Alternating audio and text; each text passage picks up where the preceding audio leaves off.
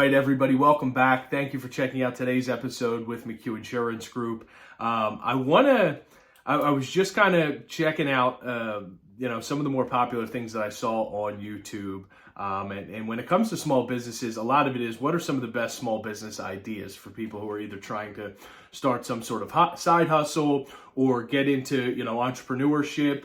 And there are a ton of ideas out there, a lot of really good ones. But today I want to talk about the three absolute, hands down, worst types of businesses to get into, whether it's a side hustle or as an entrepreneur, when it comes to insurance.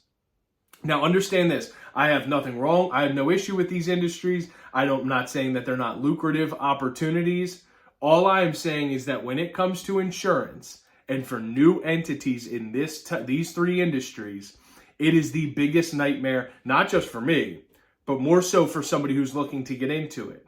And the main reason is that with these three industries that we're going to get into, it is an astronomical cost from day one. A lack of experience in these industries leads to a significantly higher premium than you would if you were in a more conservative or straightforward industry. All right, so without saying too much more, here are the three industries that I've seen hands-on that I think, one, are becoming a little bit more popular, but two, are an absolute, just total train wreck when it comes to getting insurance. And honestly, it leads to a lot of people just not carrying it. The number one absolute hands down worst is any type of trucking operation. And I should state that there are some nuances there, but if you are going to get into hauling for hire, some sort of trucking operations, and more specifically, if it's in some sort of heavier vehicles, right? Your tractor trailers, your dump trucks, whatever it may be, you are looking at a significant upfront cost.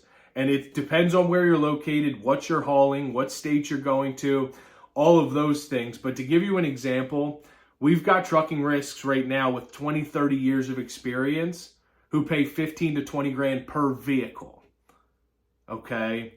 And now as a startup, sometimes that's not reasonable, right? And the reason for that, one, when you look at all the accidents that are out there, the majority of those that end up being significant claims are involved with some sort of truck, tractor trailer, whatever you want to call it.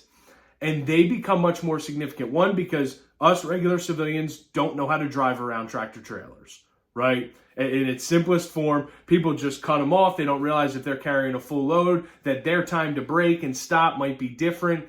And so that's part of it. But then also think about when there's an accident that occurs. If it's a Honda Civic hitting somebody, it's not quite as big of a deal as it is somebody who's driving a tractor trailer, right? That ends up totaling a car, causing serious injuries, whatever it may be. So that's number one. Number two is kind of along those same lines, and it's what we would call livery. But really what this is any other kind of transportation risk, whether that is non-emergency medical transport, private student transportation, even Uber and Lyft, if you or Turo, whatever they may be that you're going outside of it. The problem there again is that it is a huge auto exposure. There are so many, the majority of claims for carriers right now where they lose their money every single year, and now combined ratios are coming out, seeing that everybody is still continuing to lose more and more money there. And it's all due to auto claims. And so when you have risks that are just auto related, any type of transportation risk, the insurance company can't round out that account by adding other lines, general liability, commercial property, things like that. While they may be there, it's not enough to make it profitable. And so you end up having a smaller pool for any transportation risks, and then you end up paying higher rates, especially when you're newer in business because you have no track record to prove it to them.